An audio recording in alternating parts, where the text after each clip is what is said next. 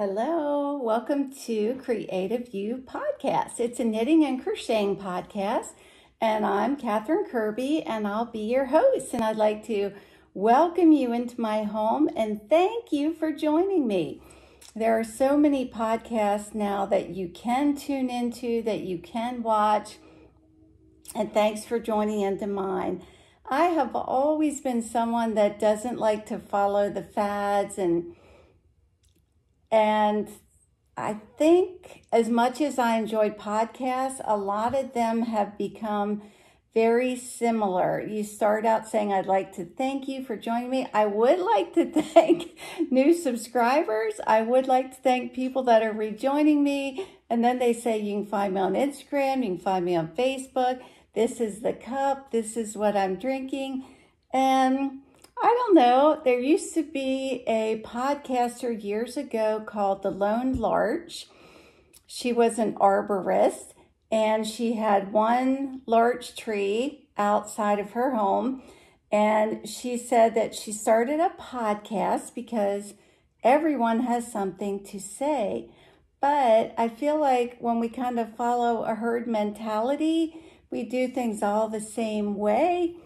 It detracts from who you are because you're following a pattern. Now, somebody had to start things that way, and then the rest of it us follow, but you have to have some individuality. Okay, so I know I just podcasted, but I forgot some things. I was just really in the mood tonight to just say hi to everybody. There's so many things going on in the world that are troubling. I just wanted to bring a smile and talk to you a little bit. So, on a whim, as if I don't have enough projects started, I was looking through this book. Now, you can't really see the hat.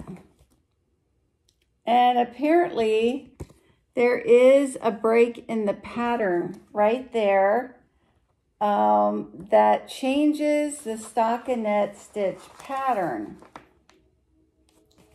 Guess maybe you can see it a little bit there, but it's pretty sketchy. But I have some Knitting Fever yarn called Kaleidoscope in the shop. It does change colors. Now you can see my SSK decreases, and I'm not sure I like that. And once it gets a pom-pom, it won't be so pointed up there, but pointy hats seem to be in right now. They call them nipples. I don't get it. This is what the yarn looks like. It's a chunky. And the thing that intrigued me about this hat was that you begin decreasing right after you do the ribbed border. Having said that, I found it hard to trust the pattern. I kept thinking to myself, if I keep decreasing, it's going to be too short. I have one of those hats that are up here. Excuse me for drinking. I get a very dry throat. And there's the word swig. My grandmother used to call me Kippy, and she'd say, Kippy, would you like a swig? But I'm not sure I'm happy with the decreases, although maybe it looks like it's part of the pattern. So to be fair to the pattern, I think I ought to do it again. It does have, you know, good stretch. I mean, there's certainly nothing wrong with the top. Now, I didn't do the break in the pattern. So again, if I want to follow the pattern, you know, I need to do that. I did a hat one time for a child, and you did no decreasing till you got to the very top, and then you knit two together the whole way around. I know kids have boxy heads. They can have big heads, and it worked out perfectly. So, you know, you never know until you invent something, until you are different than everybody else. So also the last podcast, I forgot to bring out the Bright and Shiny. I blocked it today. I have these big blocking boards that I got at Ollie's Good Stuff Cheap Store. They came in a pack of 4. They actually were the same price retail as the small ones that I get on order, but they're plenty big. I've told this story before that this woman came into the shop one time and she had a boy and a girl, a daughter and a son, and the daughter was following her around looking for yarn. The son, he just had all these questions. Well, how do you know what size needle my sister needs? Well, how do you know that's a size 6? Well, what do you mean there's different weights of yarn? He's just bombarding me with questions, but I like kids, so it didn't bother me. And his mother would yell up, "Stop bothering her." And so he finds a 4-pack of these stuffed back in behind a shelving unit, and he comes walking out and says, "And what are these doing in a yarn shop?" But they are great for blocking when you have to have a big, long, and blocking is so transformative. I mean, this was like a shriveled up half of the size. I know some people don't like the ending. They'll say, well, I didn't work in the ends, or I didn't block it. But to me, it's your last chance to work on that project. And I think I talked the last time how God didn't need to rest. My pastor said one time, it's like making a beautiful cake and then you admire it. Years ago when my sisters and I were in the 4-H, once a year they would have a bake sale, and my grandmother's neighbor, we always wanted to ask her because she always said, sure, I'll bake a cake. And she made the most beautiful 2-layer cakes. They're just gorgeous. So yeah, and then so this is the last chance to work on something, and then the rest of the time you're wearing it, you're admiring it, you're giving it as a gift. And I love it when you put it in the sink with a squirt of wool wash, and it's almost like kneading bread. It's just, so, I had to look up the word satisfying and gratifying today. And basically, gratifying means doing something that's satisfying. But it is so satisfying. And then you roll it in a towel and, shape it. So this is the Bright and Shiny Shawl. And it's by Sharon Ann Hart. I believe she has a yarn shop. She's also the designer of the Market Square bag, which was very popular. You could make this smaller, or bigger, but it feels so light and airy. It's done with a yarn called Alumco. That's a cotton viscose.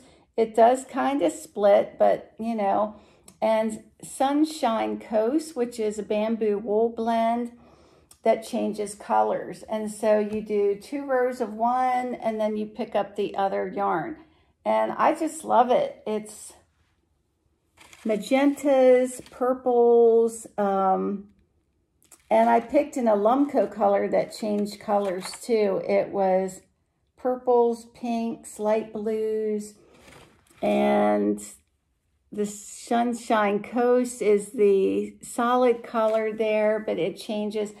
This just may be one of my favorite things that I can wear year-round, wear it however I want. Just love it. I just love it. So I found a new podcast that I really love. Did you ever have the experience where you're listening to a podcast and they say, oh, you should tune in to so-and-so's podcast, and you You immediately stop watching theirs and flip over. I don't think that's what they meant, but stitched by Mrs. D, all one word. She's from England. She is a hoot. She doesn't necessarily try to be funny, but she is, and she's very down to earth and shares who she is. And that's what I look for in a podcast. I want to find out who somebody is. And she was saying that she had a shawl blocking in her yard. And as she went out to get it, and it was beautiful, she saw a neighbor at her window. And she said, I was feeling cheeky. And I wanted to say, I made this. I bet you don't believe I made this whole thing. I made this. And it was funny because we all feel proud like that at times. So back to Sharon Ann Hart. You should check out her pattern. She goes by Gingersnap Designs. She's good at combining 2 yarns, 2 different stitches, and something I admire and I want to do. At the shop, we're having a knit along for shawls and a crochet along for shawls. You can pick whatever pattern you want. I will set up a Ravelry group, and if you'd like to join, there are prizes. You do have to order a kit from my shop, and call me. I love to talk to people. I don't have an online store, but I do have kits for the Noro Flights of Fancy. Oh, and back to the bright and shiny. That reminded me of birds. Birds love shiny things. They will dive down to get shiny things that they find. And last week, if I told you this story, it's still worth repeating. Last night, we went out to a spot in Hanover called the Water Dam. Water's low, so the water's not flowing down the dam, but it has one picnic table, and nobody was there, so we got the table. We were with our friend Al, and we had 2 of our grandkids along, Nolan and Tobin. Nolan and Tobin are 9 and 7, 6, and their childlike faith just makes my heart. So we spread out our food, and we always join hands and pray.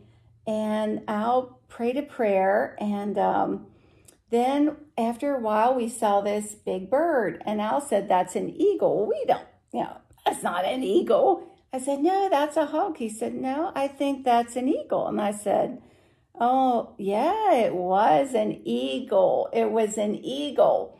And he said, "My brother told me there's a nest out here." And we had the binoculars along. The eagle was across the lake. We were trying to see the eagle. And of course, kids love a binocular. But that eagle came and flew right past us, and we were gawking. Did you see that? That's amazing. I woke up the next morning and I was just so blessed. And when I saw my grandson that evening, I said, I woke up feeling so blessed by God that he had that eagle fly right by us. And he said, "Grandma, it was Mr. Al's prayer that did that." And I said, "Oh." And at the time, I thought it was just a cute little thing that a child would say. And when I told Al that, Al is 60-ish, Al said, "Yeah, I think it was." So I had to think back to what he prayed. And here my grandson remembered the whole prayer, and he thanked God for freedom, for America, for the eagle, the symbol of freedom. And then after that, we see this eagle. It was amazing. Another really amazing thing we did is on the outskirts of Hanover for so many years. They've been doing a 9/11 tribute. They have a flag for each person that died. So when you pull in, there's just fields of flags, all the same height. They stand pretty tall. And then they had an opening ceremony with remarks and bands. And we got there for part of it. And we had Tobin. And he was very attentive and good. And then we decided we would go back for the closing ceremony, but it really rained hard right before that. So it was sparsely attended, but I thought that both of the boys should know that and be a part of that because, you know, what did they know about September 11th?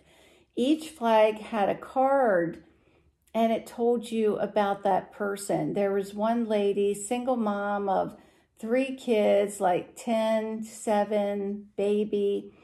And even Tobin said, well, who took care of her children? One lady had a dentist appointment somewhere near there and was overtaken by smoke. There was a school, I think a girls' school near there, and girls got hit by shrapnel, and it's a lot of things we don't think of.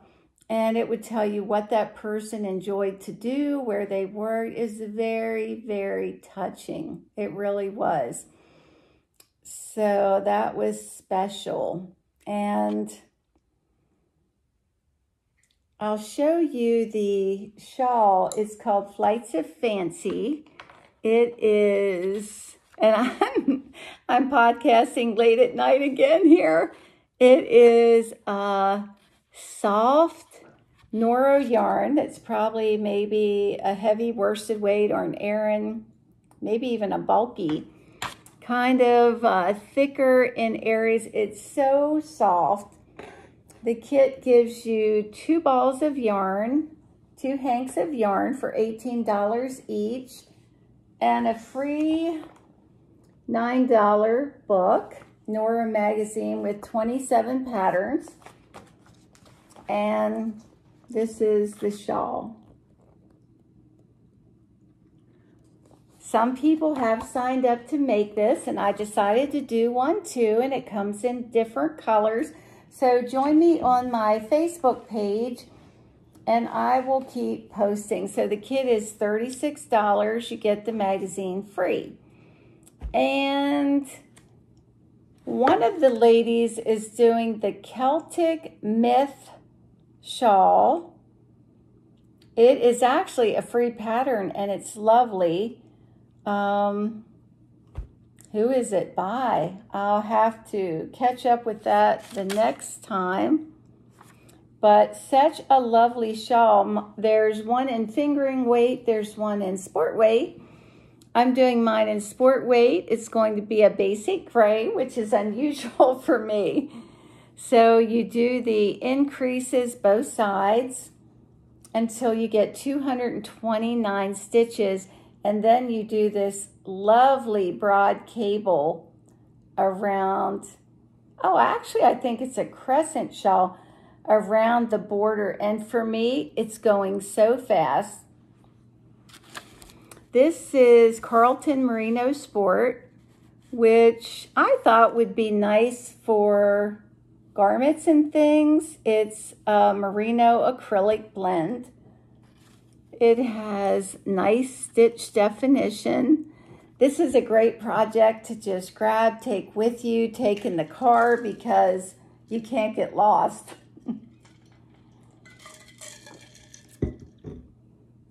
So in between, I read a book, and it is the McKenna's Daughter series by Lena Nelson Dooley, Mary's Blessing. You know, some people are crisis oriented. Every time you talk to them, if they didn't have a crisis, they'll invent one. And this book was definitely crisis oriented. It went from her mother's baby dying when they were on the trail, to a lady that gave birth to triplets. She died. They got one of the triplets, and then some years later, her mom and two sisters died of an illness, and then her father got hurt, and then he got hurt again, and the boys got measles and almost died. And at one point, as if that wasn't enough, there was a really bad fire in town at a hotel, and people died, but it was just plopped in there, and it didn't really have a purpose in the book. You didn't really get drawn into it. And so I thought it was too much drama and not enough character development. Her sister was lazy, and all of a sudden her sister snap just becomes, oh, can I help you? What can I do? Let me do that. Just doesn't make sense. There's two other books on the other two daughters. At the end, she does find out that she has two sisters. And having said that, I sound critical, but I would still read the two other books. I am a big fan of Janet Oak books. I think I almost have all of them. And she did the Love Comes Softly series that's been on Hallmark. She was a Canadian writer. This was 1983, and of course, they made the television series out of it, When Calls the Heart. Elizabeth was from a very well-to-do family. That is why she always walks around this primitive town all dressed up. If you watch the show and you wonder, why does she wear these fancy clothes? That's because that's what she had.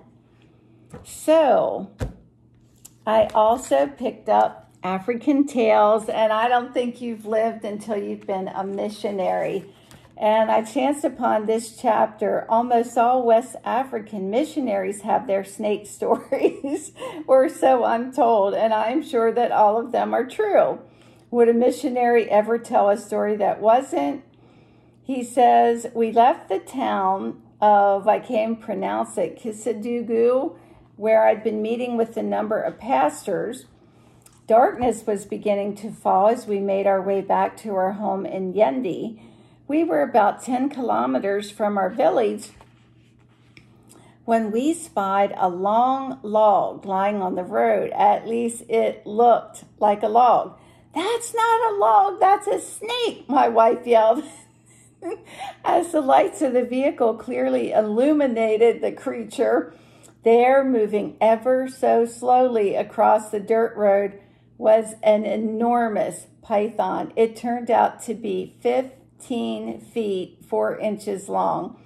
It had a small sheep in its belly, we discovered later. We could not see the python's head. It had already entered the tall elephant grass and was moving at a snail's pace, even as we stopped the car some 10 feet from its squirming body.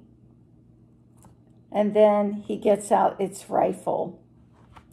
If you step on the tail, it would raise up, and you could put a rope's loop around it, tighten it, and pull the snake out. We decided to try it.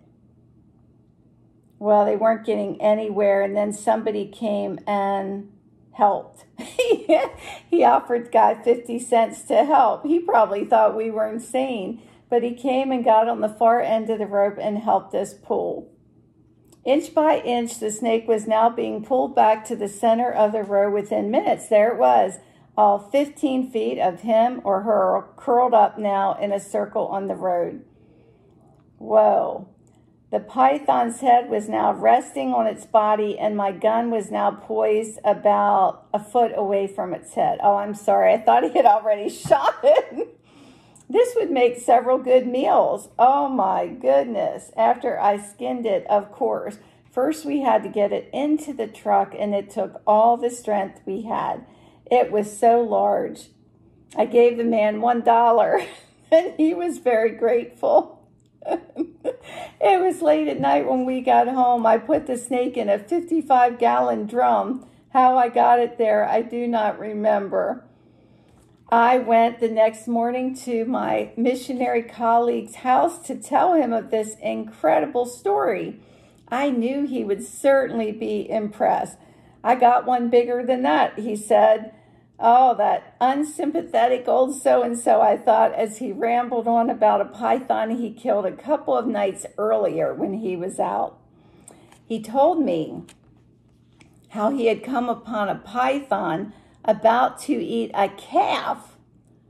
It had wrapped itself around the calf and crushed it. I sat there amazed by his astonishing tale. Oh, so, yep, you haven't lived, right? This world that we live in is very calm.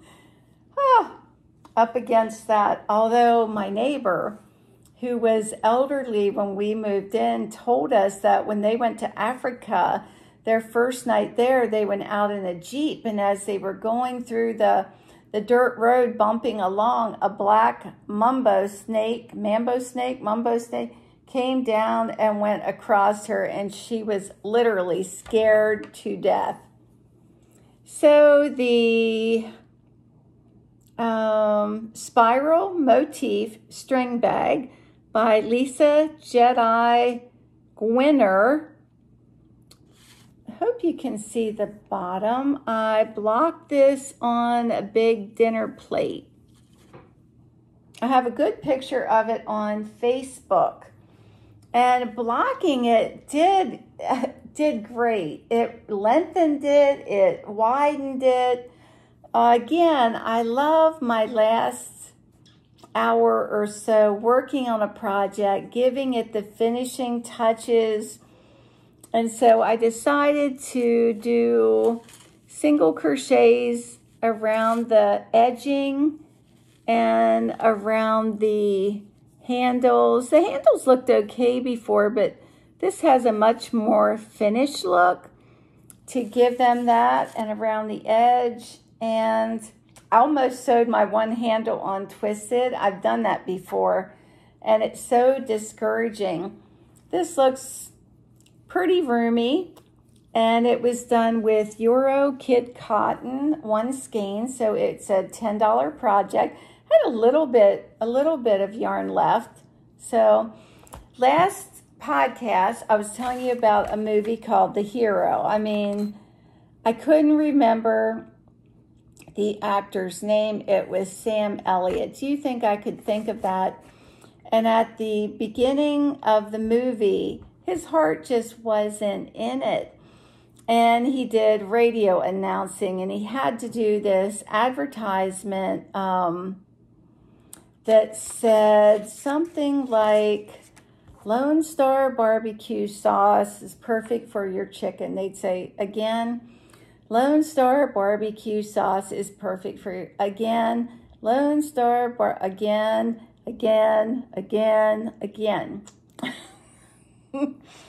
So I do have my problems with Google. And people they Google your shop, and then they say, well, your hours aren't right. I came at 5, you closed at 3. I keep changing the hours on Google, they get changed back. And every time I try to talk to somebody from Google, they hang up on me. They call me and they hang up on me because they want a $600 fee, and I don't have it. So the other day, a guy calls, says, hi, I'm from Google Maps, and with everything going on with COVID, I just wanted to make sure we had your hours right. And I said, you know, every time I change my hours on Google, you guys change them back, and it's because I can't pay you the $600 fee. And he said, what are your hours? I said, Monday through Saturday, 11 to 3. What are your hours? Monday through Saturday, 11 to 3. Come again? Monday through Saturday, 11 to 3. What were they again? Wednesday through Saturday, 11 to 3. And what about Sunday? And I said, oh, come on. And I just gently... yeah, he was having fun with me, right? Lone Star barbecue, perfect for your chicken. Oh, dear. So we all need encouragement.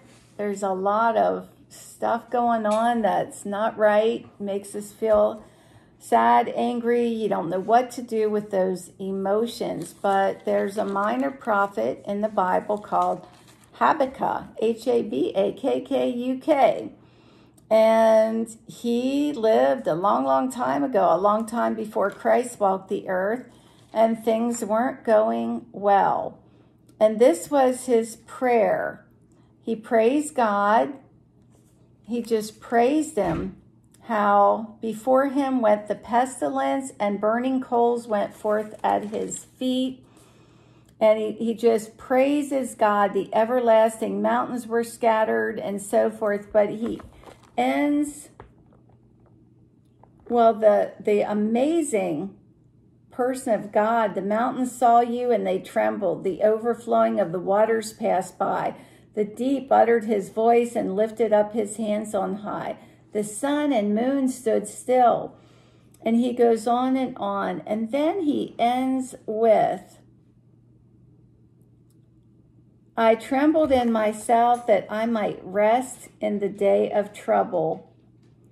Although the fig tree shall not blossom, neither shall fruit be on the vine, the labor of the olive tree shall fail, and the fields shall yield no meat. The flock shall be cut off from the fold, and there shall be no herd in the stalls.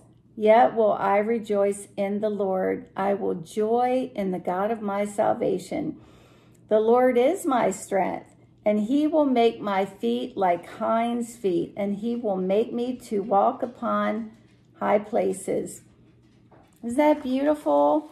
Hinds' feet, they're just leaping on the mountains, and he's praising God even when there's nothing to be thankful for. He's lifting up God, and you can be sure that your praises, that God loves your praises. It's easy to praise when everything is going great, isn't it? That's the very end of the book of Habakkuk. So with that, I'm going to say good night. My husband's probably already asleep. My dog Marcus is licking me. We've already been out for the night. Hey, Marcus. It was an incredible, beautiful full moon. And now it's time to go to bed, right? Yeah. Yeah. So shine, baby, shine. And take care, and thank you for joining me.